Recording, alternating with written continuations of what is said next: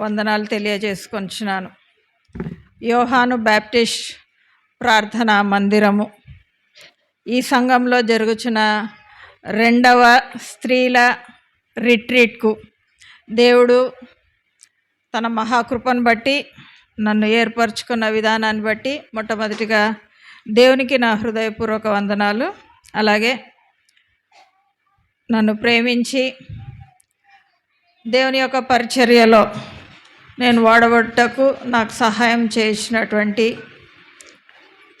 Kurnool city pastors association chief pattern గారు అయినటువంటి reverend doctor ఆర్ఆర్డి సజీవరాజ్ గారు, అంకుల్గా చాలా బిరుదులు ఉన్నాయి. ఇందాక సంఘ కాపరి గారు చదివినారు. మన ఏసీటీసీ కాలేజ్ చైర్మన్ గారు, అలాగే ఫీల్డ్ పాస్టర్స్ అసోసియేషన్లో ప్రాముఖ్యమైనటువంటి పొజిషన్ ద్వారా ఫీల్డ్ సంఘాలనంతా బలపరుస్తున్నటువంటి వ్యక్తి, అలాగే ఎస్టీబీసీ మరియు కోల్స్ కళాశాల కరస్పాండెంట్గా ఉన్నటువంటి వారు, వారి ప్రియ సతీమణి శ్రీమతి డాక్టర్ ఎం సుగుణమ్మ సజీవరాజు గారికి నా హృదయపూర్వక వందనాలు తెలియజేసుకొంచున్నాను. సంఘ కాపరి నరేష్ గారు, అలాగే సంఘ పాస్టరమ్మ గారు మరియమ్మ గారు, వారి ప్రేమతో మమ్మల్ని ఆహ్వానించిన విధానానికి బట్టి కూడా వారికి వందనాలు. అలాగే సియోను బ్యాప్టిస్ట్ ప్రార్థనా మందిరం స్త్రీల సమాజం వారికి అందరికీ, ఎగ్జిక్యూటివ్ కమిటీ వారికి, మెంబర్స్ కూడా ప్రతి ఒక్కరికి నా హృదయపూర్వక వందనాలు చెల్లించుకొంచున్నాను. మాతో కూడా వచ్చినటువంటి మా కోల్స్ బ్యాప్టిస్ట్ సంఘ స్త్రీల సమాజం ప్రెసిడెంట్ గారు శ్రీమతి డోర్తి ఆర్థర్ గారు, సమాజం మెంబర్స్, అలాగే స్టాండింగ్ కమిటీ మెంబర్స్ సిసివైఎఫ్ డైరెక్టర్స్ గారు, అలాగే సీనియర్ డీకనస్ గారు, డీకన్ గారు, అలాగే మాజీ స్టాండింగ్ కమిటీ సెక్రటరీ గారు, మా స్త్రీల సమాజం బైబిల్ ఉమెన్ ఇద్దరు, మాజీ ట్రెజరర్, మాజీ సిసివైఎఫ్ డైరెక్టర్ ప్రతి ఒక్కరికి, అలాగే తాండ్రపాడు యేసు ప్రత్యక్షత మినిస్ట్రీస్ పాస్టరమ్మ గారైనటువంటి ఎస్తేర్ క్రిస్టఫర్ గారికి, చేరి వచ్చిన మీ అందరికీ పేరు పేరు వరుసన నా హృదయపూర్వక వందనాలు. మనమందరం ఈరోజు ఇక్కడ చేరుకున్న విషయం ఏమి అంటే రిట్రీట్ జరుపుకుంటున్నాం కదా. రిట్రీట్ అంటే ఏమిటి, మళ్ళీ ఎందుకు చేసుకుంటున్నామో తెలియాలి కదా. రిట్రీట్ అంటే ఏమి, అందులో 2 పదాలు ఉన్నాయి. రీట్రీట్, ట్రీట్ అంటే మనల్ని మనం చూసుకోవడం, మళ్ళా చూసుకుంటున్నాం. సో స్త్రీల రిట్రీట్ కాబట్టి స్త్రీలమైనటువంటి మనల్ని మనం ఒకసారి చూసుకోవడం అంటే నేను ఏ చీర కట్టుకున్నా, ఏం నగలు వేసుకున్నా అది కాదు. దేవుని దగ్గరకు వచ్చినాం కదా, మనము సంఘానికి వచ్చినాం, ఒక అంశం పెట్టుకున్నాం, ఓకే, ఒక మూల వాక్యం తీసుకున్నాం. మన అంశం ఏమి, అది మూల వాక్యం. ఆమె అనేకులకును నాకును సహాయకురాలై ఉండెను, అది మూల వాక్యం. అంశం ఏం పెట్టుకున్నాం, సంఘ పరిచారకురాలు ఫీబే. సో స్త్రీలమైనటువంటి నువ్వు నేను దేవునికి ఏ విధంగా ఉపయోగపడుతున్నాం, నేను అసలు ఉపయోగపడుతున్నానా, ఉపయోగపడకపోతే నేను ఏ విధంగా దేవా నీ పనిలో నీ పరిచర్యలో ఉపయోగపడగలను, నన్ను వాడుకో దేవా అని మనల్ని మనం సరి చేసుకోవడానికి ప్రత్యేకంగా ఒక రోజు పెట్టుకుంటే దానిలను రిట్రీట్ అంటాం. సండే స్కూల్ పిల్లలు పెట్టుకుంటారు, సిసివైఎఫ్ వాళ్ళు పెట్టుకుంటారు, స్త్రీలు పెట్టుకుంటారు. ఇట్లా పెట్టుకోవటం వలన ఏమవుతుందంటే మనల్ని మనం రీఫ్రెష్ చేసుకున్నట్టు. ఎంతమంది ఆడపిల్లగా ఆడామగా పుట్టినందుకు బాధపడిన వాళ్ళు ఉన్నారు. నేను చేయించేసిన, నేను కూడా లేదు వీఆర్ హ్యాపీ. ఎందుకు, దేవుడు స్త్రీగా నీకు నాకు ఒక ప్రత్యేకమైనటువంటి స్థానం ఇచ్చినాడు. అలనాడు ఏదైనా తోటలో పాపం చేసినాం కదా. ఎవరి ద్వారా పాపం లోకానికి వచ్చింది, హవ్వ ద్వారా, అంటే మన ద్వారానే. కాబట్టి అప్పుడప్పుడు నేనైతే ఫీల్ అవుతుంటా, ఆ ఏదైనా తోటలో హవ్వ ఆ పండు తినకుంటే బాగుండు కదా దేవుడా, మాకు ఈ కష్టాలన్నీ ఉండకుండే అని అనిపిస్తుంది. సో ఆ నెపం కూడా స్త్రీ మీద ఉండకూడదని దేవుడు మనకు ఒక ప్రత్యేకమైనటువంటి స్థానం ఇచ్చినాడు. ఆదికాండం 1:27 ఏమని ఉంటుందంటే, దేవుడు తన స్వరూపమందు తన పోలికగా నరుని చేసి ఆమెను స్త్రీగాను పురుషునిగాను చేసెను అను. సో దేవుని యందు స్త్రీ పురుషుడు ఒకటే. అట్లని మళ్ళీ స్త్రీలంతా కొట్లాడకూడదు, మేము ఈక్వల్ అని. మనం వీఆర్ స్పెషల్, అది గుర్తుపెట్టుకోవాలా. సో ఆ నింద స్త్రీ ద్వారా వచ్చింది కాబట్టి దేవుడు అదే స్త్రీ ద్వారా ఆ నిందను కూడా తొలగించినాడు. మత్తయి సువార్త 26:13 అక్కడ బేతనియ ఆ స్థలంలో కుష్ఠరోగి అయినటువంటి సీమోను ఇంట్లో మార్తా, మరియా, లాజరు వీళ్ళు అక్క చెల్లెళ్ళు తమ్ముడు కదా. ఆ మరియా వచ్చి విలువైన అత్తరు బుడ్డితో యేసు పాదాలను కడిగినప్పుడు అక్కడ ఉండే శిష్యులు ఆమెను ఎందుకు వేస్ట్ చేస్తున్నావు నువ్వు అని అన్నారు. అంటే అప్పుడు దేవుడు చెప్పినటువంటి మాట ఏమి, ఈమె నా భూస్థాపన నిమిత్తము ఈ పని చేస్తుంది. మార్కు సువార్తలో ఇంకా శ్రేష్టమైన మాట ఉంటుంది. ఏమని ఉంటుందంటే, ఈమె నన్ను అభిషేకించెను. అంటే మనం అంత మంచి స్థానం ఇచ్చినాడు దేవుడు మనకు. ఏమని, రాజుగా ఉన్నటువంటి యేసుక్రీస్తును మళ్ళా రాజయ్య వస్తాడు కదా, రాజుగా వచ్చినాడు, వెళ్ళిపోయినాడు, మళ్ళా వస్తాడు. అటువంటి రాజును అభిషేకించే ప్రత్యేకమైన స్థానాన్ని కూడా స్త్రీకి ఇచ్చినాడు. మత్తయి సువార్త 28 ఆరోహణమై పోక ముందు సమాధిలో నుంచి లేచినాడు కదా. ఫస్ట్ కనిపించింది ఎవరికి? మరియకు, అంటే స్త్రీకి. అంటే నీకు నాకు అని గుర్తుపెట్టుకోవాలా. ఎందుకు? ఆడ స్త్రీని ఏదైతే మనం అనుకున్నామో ఆ స్త్రీ ద్వారా పడిన నిందను కూడా స్త్రీ ద్వారానే తొలగించినాడు. మరియకు కనిపించి ఏమని చెప్పింది దూత, నువ్వు పోయి శిష్యులకు చెప్పు, ఆయన చెప్పినట్టు లేచి ఉన్నాడు. సో పునరుత్థాన సువార్తను తీసుకుపోయింది కూడా ఎవరు లోకానికి? స్త్రీలే.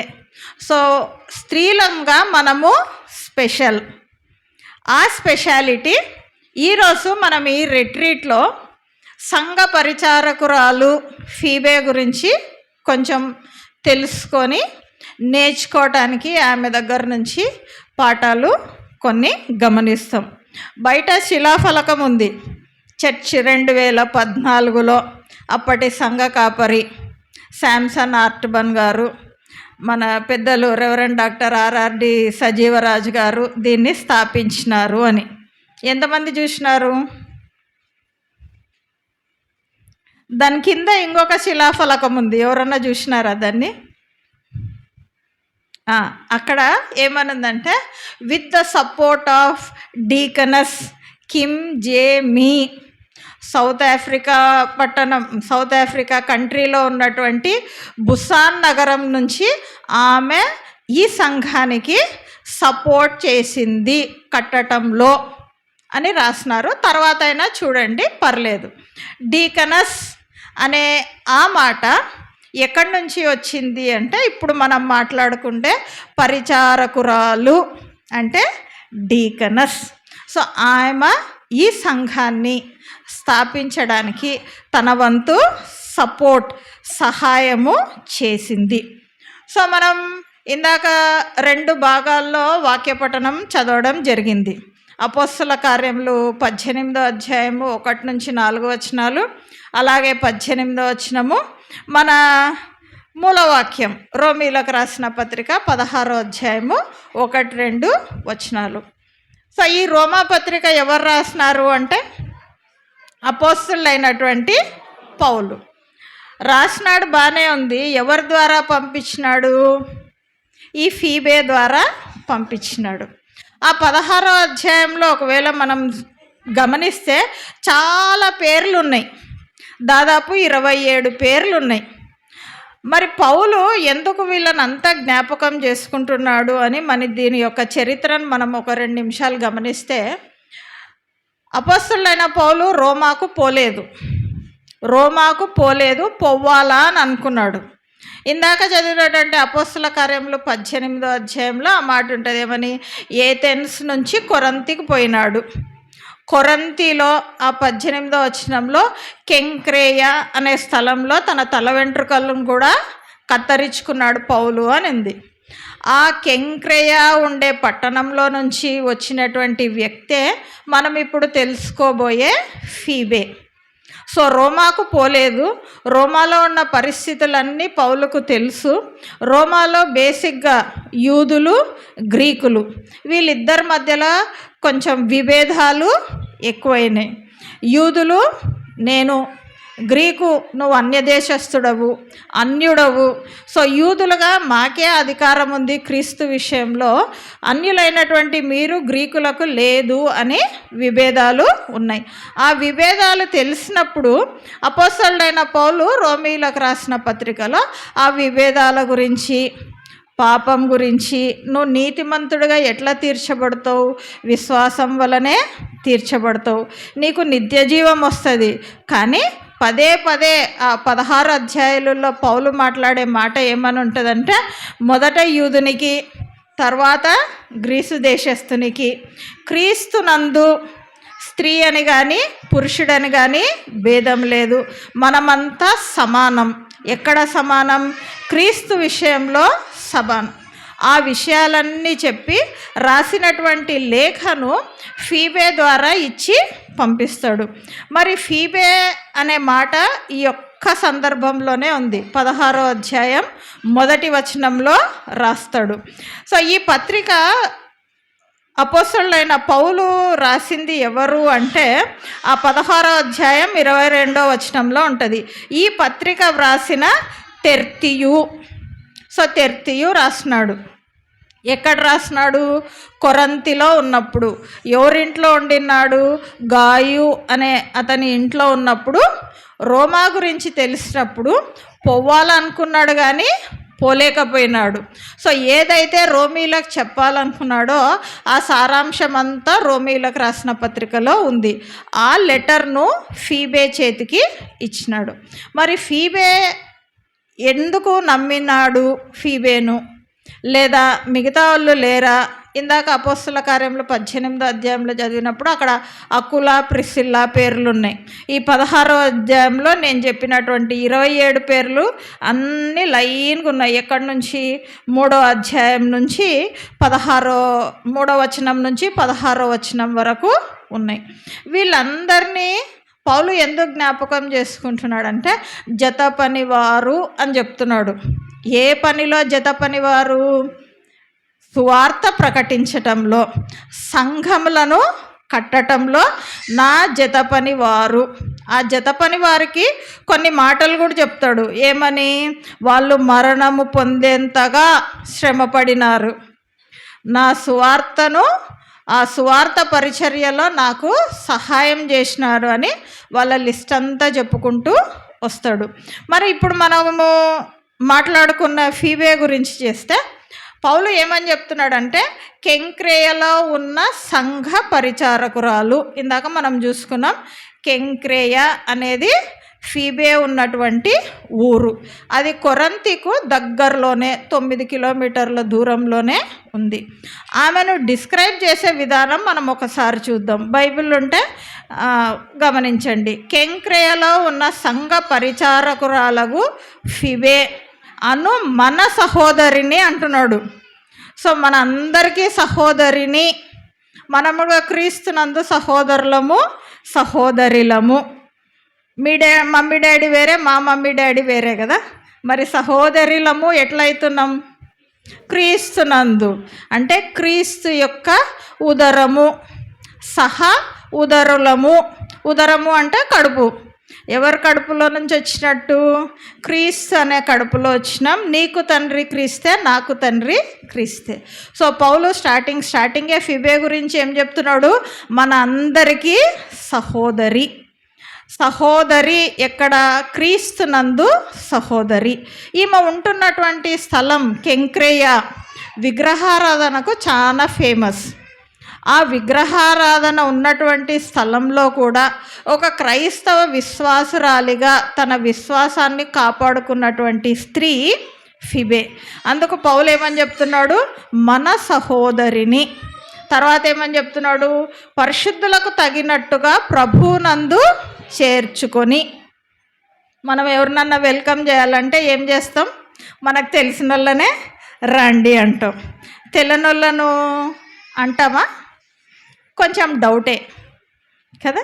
అనేటోళ్ళు కూడా ఉంటారు. ఇందాక మమ్మల్ని ఇంటికి తీసుకుపోండి అంటే ఇమీడియట్గా ఆమె వచ్చి తీసుకుపోయింది. అంటే చెప్పే వ్యక్తిని బట్టి ఆ మనిషిని మనము స్వీకరించడమో వద్దు అని చెప్పడమో జరుగుతుంది. సో ఇప్పుడు పౌలు చాలా ఫేమస్. అప్పటికి అపోస్తుల కార్యంలో చూస్తే ఆయన చేసినటువంటి మిషనరీ ప్రయాణాలు, ఆసియా అంతా తిరిగినాడు, మెసొపొటేమియా అంతా తిరిగినాడు, కొరింథీకి పోయినాడు, ఎఫెసు సంఘానికి పోయినాడు, చూసినాడు. ప్రతి చోట సంఘ విస్తరణలో తన చేతనైనన్ని రూపంలో సంఘ పరిచర్య చేస్తూనే ఉన్నాడు. సో పౌలు రికమెండ్ చేస్తున్నాడు అంటే ఆమెను చేర్చుకుంటారా చేర్చుకోరా? చేర్చుకుంటారు. అందుకు ఆ చేర్చుకోవడం కూడా ఏమని చెప్తున్నాడు? పరిశుద్ధులకు తగినట్టుగా. అంటే ఫిబే యొక్క పొజిషన్ ఏమి? చాలా పరిశుద్ధురాలు అని పౌలు సర్టిఫికేట్ ఇస్తున్నాడు. సో పరిశుద్ధులకు తగినట్టుగా ప్రభువునందు చేర్చుకొని ఆమెకు మీ వలన కావలసినది ఏదైనా ఉన్న ఎడల సహాయము చేయవలనని ఆమెను గూర్చి మీకు సిఫారసు చేయించున్నాను. అంటే రికమెండేషన్ లెటర్ లాగా. సో ఆమె పత్రిక తీసుకొని వస్తుంది. మీరేం చేయాలా? ఆమెను రిసీవ్ చేసుకోండి. ఎట్లా రిసీవ్ చేసుకోవాలా? పరిశుద్ధురాలు కాబట్టి పరిశుద్ధులను ఎట్లా రిసీవ్ చేసుకుంటారో మన భాషలో పాస్టమ్మలు కదా. మనకంటే వాళ్ళని ఎక్కువ చూసుకుంటామా తక్కువ చూసుకుంటామా? ఎక్కువ చూసుకుంటాం. సో పరిశుద్ధులకు తగినట్టుగా ఆమెను చేర్చుకొని ఆమెకు ఒకవేళ ఏమన్నా అవసరం ఉంటే సహాయం చెయ్యండి అని రికమెండ్ చేస్తున్నాడు. ఎందుకు రికమెండ్ చేస్తున్నాడో కారణం కూడా చెప్తున్నాడు. ఏమని చెప్తున్నాడు? ఆమె అనేకులకును నాకును సహాయకురాలై ఉండెను. ఫస్ట్ నాకు అని చెప్పలే, అనేకులకు అంటున్నాడు. అంటే ఆమె అంతగా సహాయం చేసింది అని. ఎక్కడ? కెంక్రేయాలో ఉన్నటువంటి మనుషులకు లేదా సంఘానికి.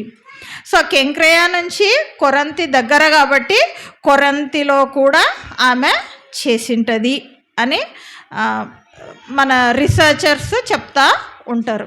ఏదైతే ఏమి పౌలు ఎందుకు చెప్తున్నాడు ఆమె గురించి అంటే, ఆమె అనేకులకు, అంటే నాకు చేసిన సహాయం చాలా తక్కువ, ఆమె అనేకులకు సహాయం చేసింది. అంత సహాయం చేసినటువంటి స్త్రీను మీరు చేర్చుకోండి అని రోమీలకు చెప్తున్నాడు. సో మనము అంశము సంఘ పరిచారకురాలు ఫీబే. సో ఇంట్రొడక్షన్ చూసుకున్నాం.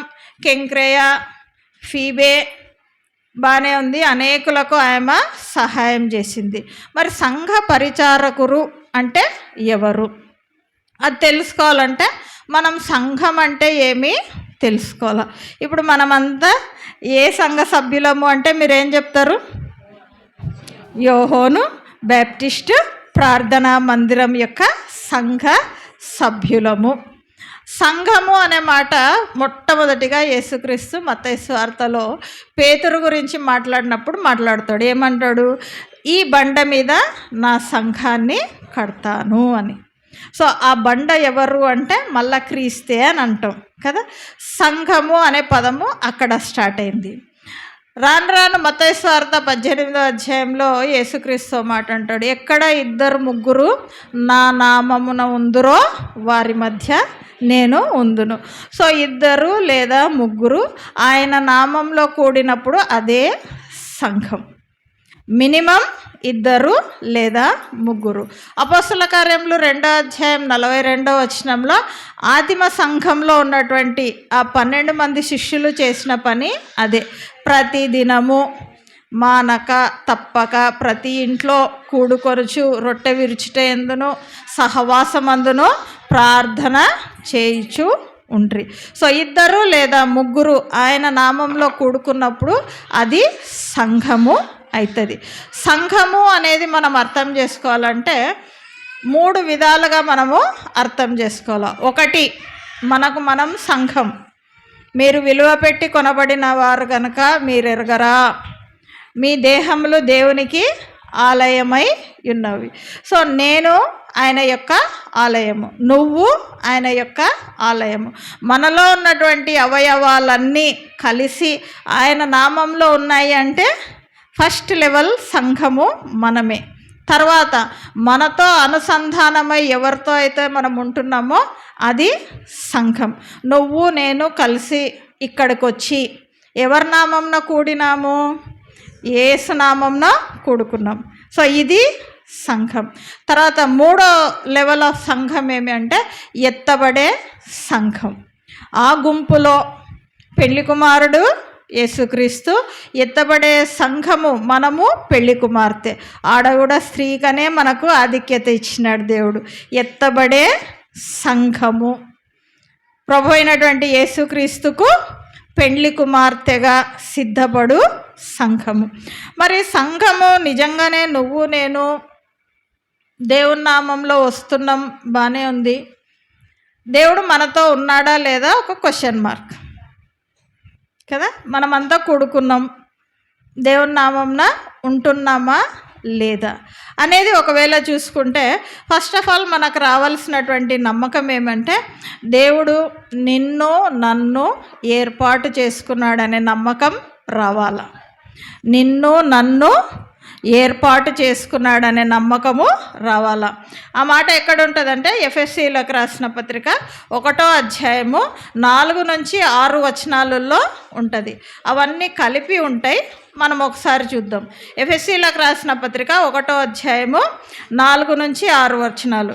ఎట్లనగా తన ప్రినియందు తాను ఉచితంగా మనకు అనుగ్రహించిన తన కృపా మహిమ కలుగునట్లు తన చిత్త ప్రకారమైన దయా సంకల్పము చొప్పున యేసుక్రీస్తు ద్వారా తనకు కుమారులనుగా స్వీకరించుటకై మనలను ముందుగా తన కోసము నిర్ణయించుకొని మనము తన ఎదుట పరిశుద్ధులమును నిర్దోషులమై ఉండవలనని ఎప్పుడు ఏర్పాటు చేసుకున్నాడు? జగత్తు పునాది వేయబడక మునుపే ప్రేమ చేత ఆయన క్రీస్తులో మనలను ఏర్పరచుకునను. సో ఇది మనము నమ్మాలా. అందుకే ఇర్మియా ప్రవక్త కూడా అంటాడు, ఏమంటాడు? నా తల్లి గర్భములో నేను రూపింపబడక ముందే నీవు నన్ను చూచితివి, ఎరుగితివి. అంటే కీర్తనకారుడు కూడా అంటాడు, నా తల్లి నన్ను పాపంలోనే కనింది, అప్పుడే నువ్వు నన్ను చూసినావు. అంటే మనం ఇంకా భూమి మీదకి రాకముందే నిన్ను నన్ను ఏర్పరచుకున్నాడని మనము నమ్మాల.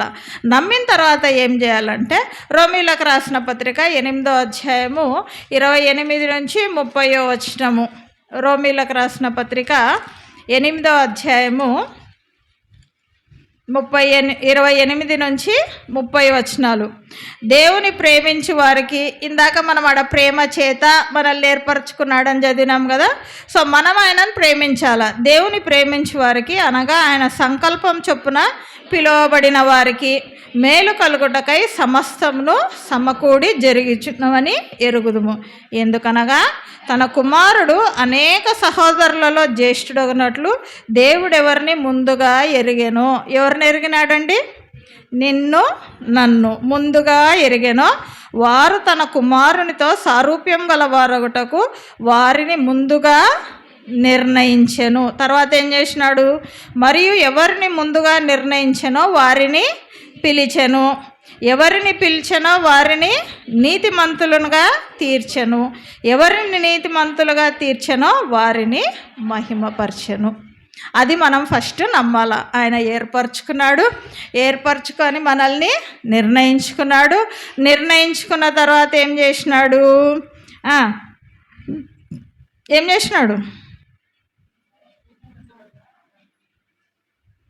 బైబిల్ చుట్టం లేదా? ఎవరు చేసినాడా చేయలేదా? ఎంతమంది నమ్ముతున్నారు? దేవుని ప్రణాళిక మన జీవితాల్లో లేకపోతే మనం వీడికి వచ్చేటోళ్ళం కూడా కాదు. సో వచ్చినాం కాబట్టి మనం ఏర్పరచబడిన వారమే, మనము దేవుని చేత నిర్ణయింపబడిన వారమే, మనము పిలువబడిన వారమే, మనము నీతిమంతులుగా తీర్చబడిన వారమే. మనం నీతిమంతులుగా తీర్చబడిన వారం కాబట్టి మనము కూడా మహిమపరచబడతామని నమ్మాల. అటువంటి మహిమ నీకు నాకు దేవుడు అనుగ్రహించును గాక. ఆమెన్. వాక్యం అయిపోయలేదు. మరి మీకు పరీక్ష ఎంతసేపు వింటారు అని. ఒకవేళ వినబుద్ధి కాలేదనుకో చెయ్యెత్తండి, ఓకేనా? చెయ్యెత్తినాక మనం మళ్ళీ వినేటట్లు ఏం చేద్దామని చూద్దాం, ఓకేనా? నేను ఎక్కువసేపు చెప్పడానికి ఇష్టపడతానో మీరు వినడానికి ఇష్టపడతారు. మధ్య మధ్యలో నేను కొన్ని ప్రశ్నలు అడుగుతా, అప్పుడు మీరు చెప్పాలా, ఓకేనా? ఎప్పుడైనా కానీ వాక్యం చదవండి అంటే నేను ఈ నుంచి కొంతమందిని గమనిస్తూ ఉన్నా. ఊకే నాకెళ్ళే చూస్తున్నారు. నాకెళ్ళి చూస్తే ఏమొస్తుంది? ఏం రాదు. మన ఎదురుగా భోంచేసేటప్పుడు ప్లేట్ ఎక్కడ పెట్టుకుంటాం? ఏమో తలుపు కాడ పెట్టుకోవచ్చు కదా, అది కూడా నా ముందే కదా. ఎందుకు పెట్టుకోం? మన ముందు పెట్టుకుంటామని అన్నారు మీరు. నా ముందు ఆ తలుపు కూడా నా ముందే కదా, మరి ఎందుకు పెట్టుకోకూడదు అక్కడ? మనకు అనాలోచితంగా కొన్ని చేస్తాం. ఏమని? ప్లేట్ తీసుకుంటేనే నా ముందరికి ఎంత ముందు, నా చెయ్యి ఎంత పొడవు ఉందో అంత ముందు, ఎంత కిందికి పెట్టుకుంటాం, నోట్లో ముద్ద పెట్టుకుంటే అది పడిపోకుండా. ఇవన్నీ చేస్తామా చేయరా? ఎవరన్నా టక్కున పోయి ఆ కరెంటు స్విచ్లో ఏలు పెడతారా? ఎందుకు పెట్టం? షాక్ కొడుతుందని. ఇవన్నీ అనాలోచితంగా చేసే పనులు. సో దేవుని విషయంలో అనాలోచితంగా కాదు కానీ ఆలోచనాపూర్వకంగా చేయాల. నేను ఇక్కడికి ఎందుకు వచ్చినా, నా కళ్ళు, నా చెవులు, నా శరీరం దేనికోసం ఇక్కడ కూర్చున్నా, ఇవన్నీ కోఆర్డినేటెడ్గా ఉంటేనే, అంటే సమన్వయంగా పనిచేస్తేనే దేవుడు నిన్ను నన్ను తన సంఘ పరిచారకులనుగా వాడుకుంటాడు. లేదంటే dash fill in the blanks మీకే. సో ఆ సమన్వయము నీలో నాలో ఉండాల. ఆ సమన్వయంతో పనిచేసింది కాబట్టే ఫీబేను నమ్మి అపోస్తలుడైన పౌలు లెటర్ ఇచ్చి పంపించినాడు. మనల్ని ఎంతమంది నమ్ముతున్నారు? మామూలుగా లెటర్లు ఇవ్వాలంటే ఎవరన్నా అంత ఈజీగా ఇస్తారా? చాలా ఆలోచిస్తారు. ఆ లెటర్లో ఉన్న విషయాలు చదువుతారేమో, వేరే వాళ్ళకి చెప్తారేమో, నేను దాపెట్టుకోవాలనుకున్నటువంటి కాన్ఫిడెన్షియల్ విషయాలు తెలిసిపోతాయేమో అని. సో ఇవన్నీ అనుమానపడకుండా పౌలు ఇచ్చినాడంటే ఆమె మీద ఎంత నమ్మకం ఉండాలా? మనకంత నమ్మకము దేవుని దగ్గర ఉందే? దేవుడు మనల్ని నమ్ముతున్నాడా? నిజంగా పౌలుకు తీసుకుపోయినటువంటి పత్రిక అది ఫీబే రూపంలో చూస్తాం. నువ్వు నేను కూడా క్రీస్తుకు పత్రికలం. ఆ మాట ఎక్కడ ఉంటుందంటే కొరింథీయులకు అపోస్తలుడైన పౌలు కొరింథీయులకు రాసిన 2వ పత్రిక 3వ అధ్యాయము 3వ వచనంలో ఉంటుంది. అపోస్తలుడైన పౌలు కొరింథీయులకు రాసిన 2వ పత్రిక 3వ అధ్యాయము 3వ వచనము. రాతి పలక మీద కానీ సిరాతో కానీ వ్రాయబడక మెత్తని హృదయములు అను పలకల మీద జీవము గల దేవుని ఆత్మతో మా పరిచర్య మూలముగా వ్రాయబడిన క్రీస్తు పత్రికయై ఉన్నారని మీరు తేటపరచుబడుచున్నారు. సో మనం ఎవరమండి? క్రీస్తు యొక్క పత్రికలము. ఎటువంటి పత్రికలము? ఫిజికల్గా కాదు, మన హృదయముల మీద దేవుని యొక్క ఆత్మతో వ్రాయబడినటువంటి పత్రికలం. ఎవరి దగ్గరికి పోవాలా? సంఘము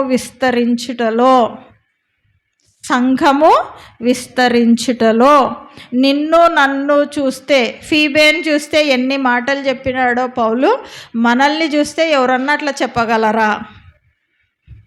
పరిశుద్ధులకు తగినట్టుగా ఆమెను చేర్చుకొనుడి, ఆమె అనేకులకును సహాయకురాలై ఉండెను. ఫీబే అనే మాటకు రేడియంట్, వెలుగు, బ్రైట్, వెలిగించబడినది అని అర్థం. ఆమె నిజంగా వెలిగించబడింది. ఎందుకు? విగ్రహారాధికులైనటువంటి పట్టణంలో ఉన్నా కానీ యోహాను సువార్త 1వ అధ్యాయము 4వ వచనము 8వ వచనంలో దేవుడు ఏమంటాడంటే, ఆ వెలుగు ప్రతి మనుష్యుని వెలిగించుచున్నది. యేసుక్రీస్తు మత్తయి సువార్తలో మనల్ని ఏమంటాడు? మీరు లోకమునకు వెలుగై ఉన్నారు. సో ఎట్లా వెలిగింపబడినాము? యేసుక్రీస్తు ఈ లోకంలోనికి వచ్చినాడు.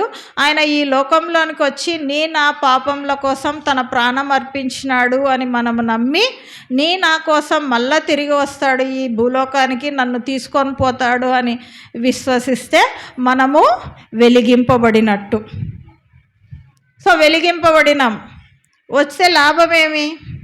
క్యాండిల్ని అంటించుకొని ఎక్కడ పెడతాం?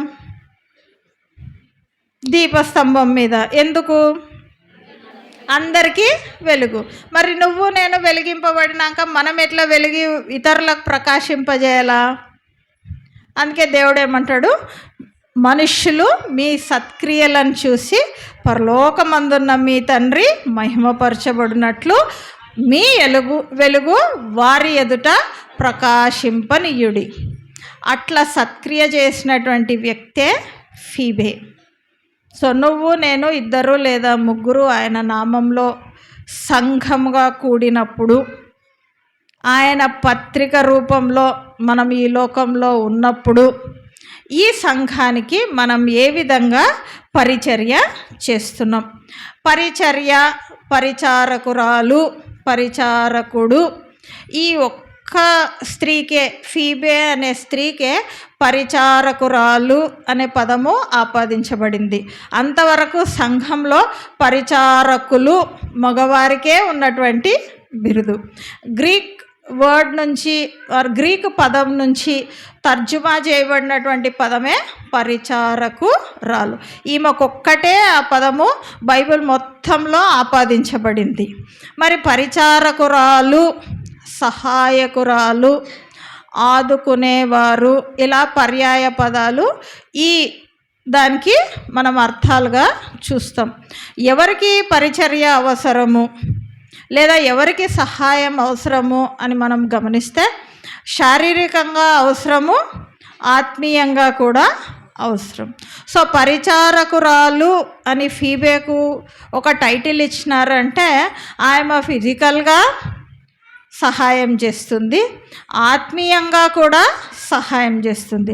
ఎవరికి చేస్తుంది? కెంక్రేయాలో ఉన్న సంఘస్థులకు చేస్తుంది. అక్కడి నుంచి తన వ్యాపార నిమిత్తం వచ్చినటువంటి కొరంతిలో కూడా చేస్తుంది. 2 రకాలైనటువంటి సహాయము ఆమె ఎవరికి ఇస్తుంది? సంఘానికి ఇస్తుంది. ఆ సంఘం అంటే ఎవరు? 2, 3 ఆయన నామంలో. ఎక్కువ ఎంతమంది ఉంటే, అందుకే పౌలు నంబర్ చెప్పకుండా ఏమన్నాడు? అనేకులకును. అందులో అనేకులకు నాకు కూడా సహాయకురాలై ఉండెను అని చెప్తున్నాడు.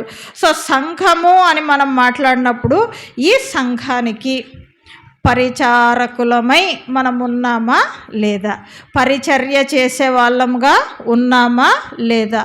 సహాయకురాలంగా ఉన్నామా లేదా? అది మనము ప్రశ్నించుకోవాలా. ఇంకా చెప్పాలంటే ఇంకొక మాట ఉంటుంది, సక్కోర్ అని ఉంటుంది, SUCCOUR అంటే సహాయకురాలు. ఎప్పుడు సహాయం అనేది విలువ తెలుస్తుందంటే, మనము తప్ప మనం చేసుకోలేని పరిస్థితుల్లో ఉన్నప్పుడు ఎదుటి వాళ్ళ యొక్క సహాయం యొక్క విలువ తెలుస్తుంది. అన్నీ బాగున్నప్పుడు సహాయకులు అవసరంలే, పరిచారకులు అవసరంలే. సో శారీరకంగా కానీ ఆత్మీయంగా కానీ ఇబ్బంది పడేటప్పుడు ఈ సహాయకురాలి యొక్క విలువ తెలుస్తుంది. సో మనం సంఘంగా ఏర్పరచబడినాం, నిర్ణయించబడినాం, పిలువబడినాం, నీతిమంతులుగా తీర్చబడినాం, మహిమపరచబడినాం. బాగానే ఉంది. మరి ఈ సంఘానికి, నీకు నాకు, సంఘమైనటువంటి మనకు దేవుడిచ్చినటువంటి ఆజ్ఞ ఏమి? లేకపోతే మనకు పరిచర్య ఏం చేయాలనో తెలియదు కదా, ఏం సహాయం చేయాలనో తెలియదు కదా. సో దేవుడు నీకు నాకు ఇచ్చినటువంటి ఆజ్ఞ ఏమి? మనము ఆజ్ఞాపింపబడిన వారము అని కూడా గుర్తుపెట్టుకోవాలి. ఏమని ఆజ్ఞాపింపబడిన వారము? మత్తయి సువార్త 28వ అధ్యాయము 19వ వచనంలో ఆ మాట ఉంటుంది. ఏమని ఉంటుందంటే, కాబట్టి సమస్త జనులను శిష్యులనుగా చెయ్యుడి. శిష్యులు, డిసైపుల్ అంటే ఎవరికి శిష్యులనుగా చేయాలా? యేసుకు శిష్యులనుగా చెయ్యాలా. శిష్యులనుగా చేయటం అంటే సింపుల్గా గుర్తుపెట్టుకోవాలంటే యేసుక్రీస్తును ఫాలో కావాలా. సో నిన్ను నన్ను ఏర్పరచుకున్నాక మనము సంఘానికి చేయవలసినటువంటి పరిచర్య ఏమి అంటే శిష్యులనుగా, యేసుక్రీస్తుకు శిష్యులనుగా చెయ్యాల. అదే మాట మార్కు సువార్త 16వ అధ్యాయము 15వ వచనంలో ఏమంటుందంటే, లోకానికి వెళ్ళి సర్వలోకంనకు వెళ్ళి సర్వసృష్టికి సువార్తను ప్రకటించుడి. సర్వసృష్టి అంటే దేవుడంటే తెలియని ప్రతి వ్యక్తికి సువార్త చెప్పాల. సువార్త అంటే మంచి వార్త. ఆ మంచి వార్త ఏమి?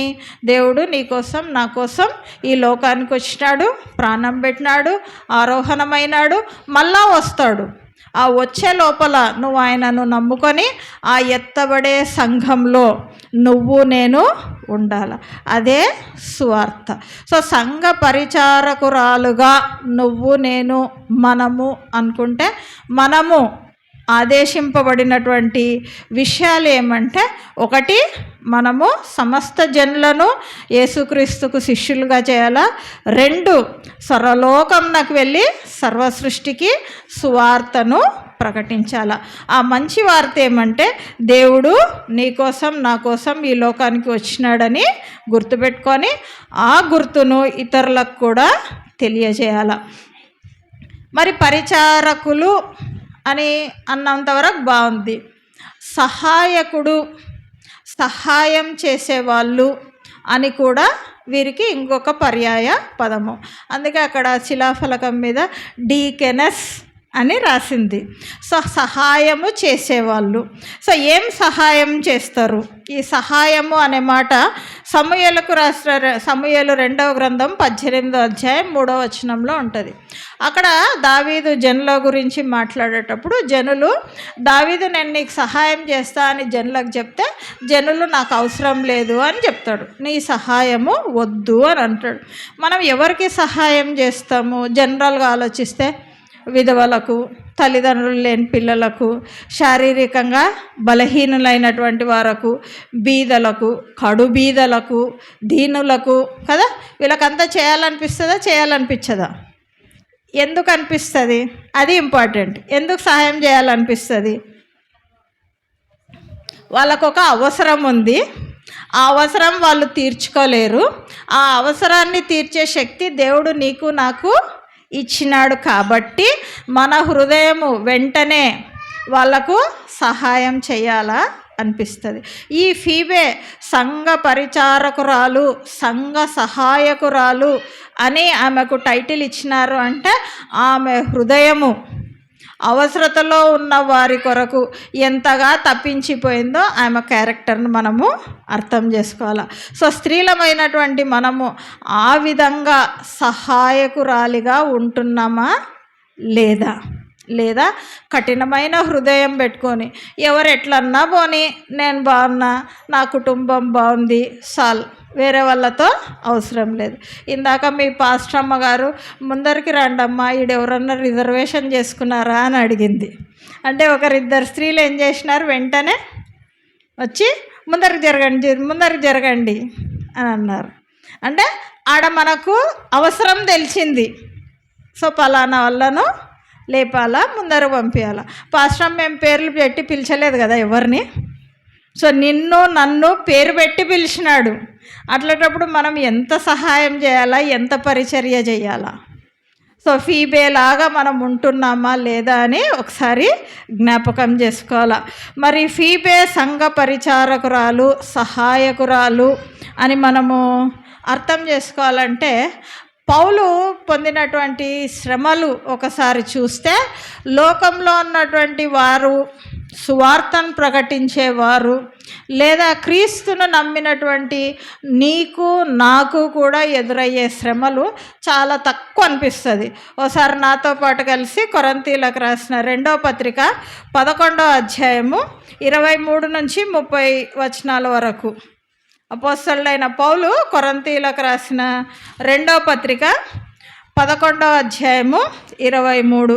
నేను మధ్యలో పదాలు చదువుతూ ఉంటా, బైబిల్లో చూసుకుంటూ ఉండి. 23వ వచనము: నేను మరి ఎక్కువగా క్రీస్తు పరిచారకుడను, మరి విశేషముగా ప్రయాసపడి తిని, మరి అనేక పర్యాయములు చెరసాలలో ఉంటిని, అపరిమితముగా దెబ్బలు తింటిని, అనేక మార్లు ప్రాణాపాయములలో ఉంటిని, యూదుల చేత 5 మార్లు ఒకటి తక్కువ 40 దెబ్బలు తింటిని, 3 మారు బెత్తములతో కొట్టబడి తిని, ఒకసారి రాళ్లతో కొట్టబడి తిని, 3 మారు ఓడ పగిలి శ్రమపడి తిని, ఒక రాత్రింబగళ్ళు సముద్రంలో గడిపి తిని, అనేక పర్యాయములు ప్రయాణములలోనూ, నదుల వలనైనను ఆపదలలోనూ, దొంగల వలనైనను ఆపదలలోనూ, నా స్వజనుల వలనైన ఆపదలలోనూ, అన్యజనుల వలనైనను ఆపదలలోనూ, సముద్రంలో ఆపదల్లోనూ, కపట సహోదరుల వలన ఆపదలలోనూ ఉంటిని. ఇంకా అవన్నీ చదివితే కొంతసేపటికి మనకి ఏడుపు వస్తుంది. మనకి ఎన్ని కష్టాలు ఉన్నాయి అందులో స్వార్థ ప్రకటించడంలో. వాటన్నిటినీ ఎదుర్కొని సహాయకురాలుగా ఉన్నటువంటి ఫీబేలాగా మనము ఉండగలమా? అంతటి విశ్వాసాన్ని, నమ్మకాన్ని మనము ఏర్పరచుకోగలమా? నలుగురు చూసి మనల్ని మంచిది, అవసరానికి ఆదుకుంటుంది, లేదా ఆమె దగ్గరికి పోతే మనకు సహాయం దొరుకుతుంది అనే పరిస్థితిలో మనం ఉన్నామా లేదా? అంత గొప్ప సువార్థికుడైనటువంటి పౌలే ఆమెను మెచ్చుకుంటున్నాడు, నాకు సహాయం చేసింది. అటువంటి సహాయము సువార్థీకరణ విషయంలో మనము స్త్రీలముగా చేసే పరిస్థితిలో ఉంటున్నామా లేదా? ఉంటే దేవునికి స్తోత్రం, ఇంకొంచెం చేయడానికి ప్రయత్నిస్తాం. లేకపోతే ఈ రోజు నుంచి అయినా, దేవుడా నన్ను ఏర్పరచుకున్నావు, స్త్రీగా నాకు ఒక మంచి స్థానం ఇచ్చినావు, శ్రేష్టమైనటువంటి స్థానం ఇచ్చినావు, స్వార్థ ప్రకటనలో లేదా నీ రాజ్య వ్యాప్తిలో ప్రయాసపడుచున్న స్వార్థికులకు నేను ఎంతో ఉపయోగకరంగా ఉన్నా. నా ప్రవర్తన ఇతరులు చూసి నిజమే క్రీస్తున్నటువంటి బిడ్డగా ఉంది అని నన్ను అనుకునే పరిస్థితిలో నేను జీవిస్తున్నానా లేదా? ఒకవేళ జీవించకపోతే నన్ను మార్చుదేవా. ఇంతమంది స్త్రీలలో ఫీబేకు ఒక మంచి స్థానం ఇచ్చినాడు దేవుడు బైబిల్లో లిఖింపబడినప్పుడు. మరి నీకు నాకు ఉన్నటువంటి స్థానం ఏమి? 1,00,000 2 లక్షల మంది ఉండే మనుషుల మధ్య జీవిస్తున్న మనకే ఐడెంటిటీ ఏ రూపంలో ఉంది?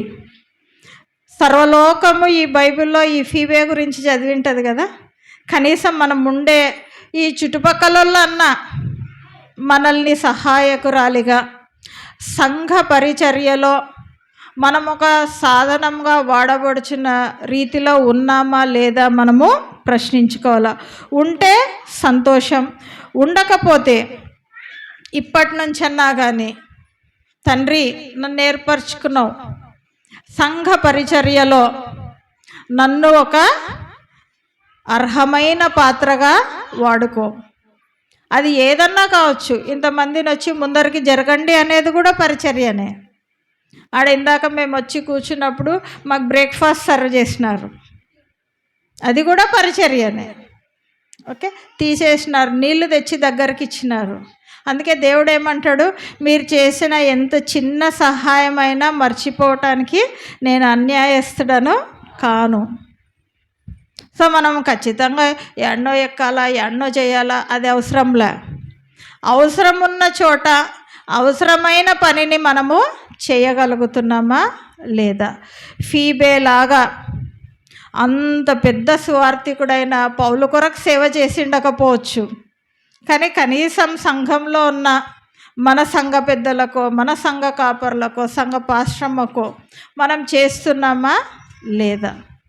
స్త్రీలుగా మనం గుర్తింపబడినప్పుడు, స్త్రీగా మనకు మంచి స్థానం దేవుడు మనకి అనుగ్రహించినప్పుడు మనం చేస్తున్నటువంటి పని ఏమి? దేవుడు నిన్ను నన్ను తన పత్రికగా, క్రీస్తు పత్రికగా ఈ లోకానికి పంపించినాడు. అటువంటి నమ్మకాన్ని మనం కడదాకా కొనసాగగలమా లేదా? ప్రపంచానికి మన యొక్క పరిచర్య ఏ రూపంలో తెలియజేయగలము? ఒకవేళ తెలియజేయకపోతే మనకు ఉన్నటువంటి అడ్డంకులన్నీ ఏదైనా ఉండనియండి, పిల్లలు కానీ, కుటుంబం కానీ, చదువు కానీ, ఉద్యోగం కానీ, ఒక లాంగ్ లిస్ట్ రాసుకుంటే పేపరే సరిపోదు. మనకుండే కష్టాలు కానీ, ఇబ్బందులు కానీ, ఏదన్నా కానీ మనల్ని అడ్డం చెప్తుంది, లేదా దీన్ని దాటి నేను చేయలేకపోతున్నా ప్రభు అంటే దేవుడు దానికి ఆన్సర్ ఇస్తాడు. ఆ ఆన్సర్ని మనం ఒకసారి గమనిద్దాం. ఫిలిప్పీలకు రాసిన పత్రిక 4వ అధ్యాయము 13వ వచనము. ఫిలిప్పి 4:13. నన్ను బలపరచు వాని యందే నేను సమస్తమును చేయగలను. సో మనకు ఎవరు సహాయం చేస్తారు? దేవుడు సహాయం చేస్తాడు. సో దేవుడు నాకు చేస్తాడు, నేను ఇతరులకు చేస్తా. దేవుడు నన్ను బలపరుస్తాడు, నేను ఇతరులను బలపరుస్తా. యేసుక్రీస్తు కూడా ఏమంటాడు? నేను పరిచర్య చేయించుకొనుటకు రాలేదు కానీ పరిచారము చేయుటకే వచ్చినాడు. సో ఎవరికి పరిచారం చేసినాడు? నీకు నాకు పరిచారం చేసినాడు. నీకు నాకు అంటే సంఘ వధువుకు రూపమైనటువంటి నీకు నాకు చేసినాడు. మరి ఆయన మళ్ళా ఏం చేస్తున్నాడు? మనకు సహాయకుడై మనకున్నటువంటి కష్టము, ఇబ్బంది ఏదైనా కానీ దాన్ని మన నుంచి దూరపరచడానికి నీకు నాకు సహాయకుడై ఉంటాడు. సో ఫీబే పౌలుకు సహాయకురాలు, దేవుడు నీకు నాకు సహాయకుడు.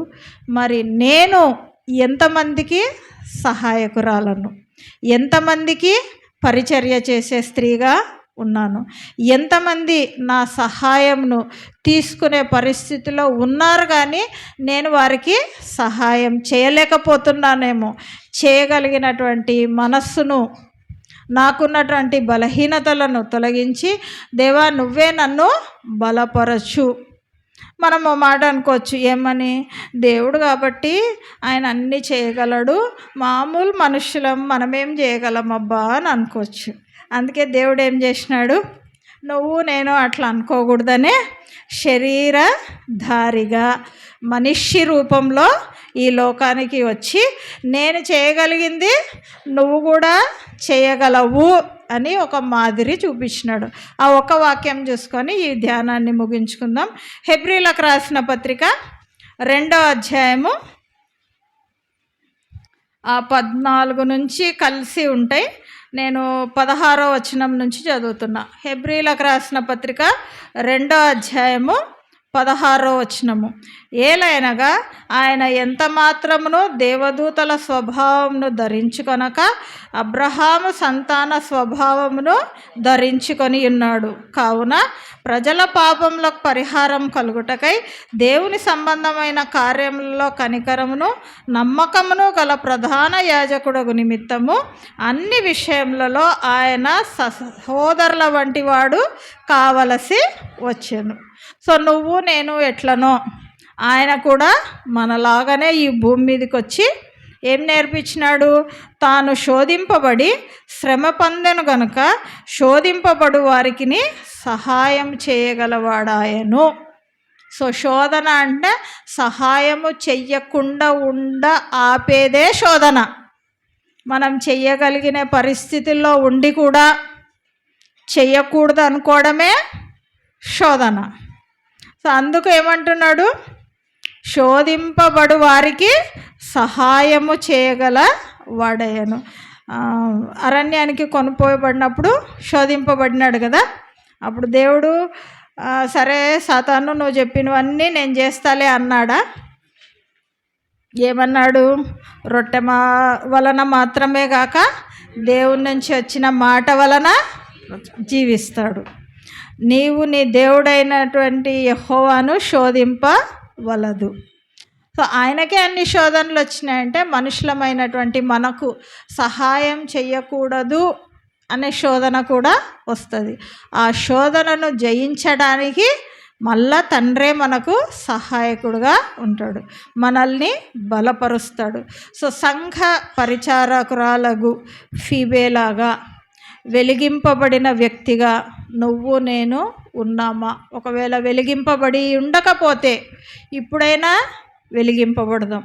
మన వెలుగు మన సత్క్రియల ద్వారా ఇతరులకు తెలియజెప్పి సంఘ పరిచర్యలో సహాయకురాలముగా ఉండి ఆశీర్వదింపబడ్డకు దేవుడు మనకందరికీ తన కృపను అనుగ్రహించునుగాక. ఆమెన్. నాకు ఈ అవకాశం ఇచ్చినటువంటి దేవునికి, అలాగే యోహాన్ బ్యాప్టిస్ట్ ప్రార్థనా మందిరం సంఘ కాపరికి, పాస్టమ్మ గారికి, స్త్రీల సమాజం ఎగ్జిక్యూటివ్ వారికి, స్త్రీల సమాజం స్త్రీలందరికీ, మరి ముఖ్యంగా ఓపికతో ఉన్న మీ అందరికి కూడా నా హృదయపూర్వక వందనాలు.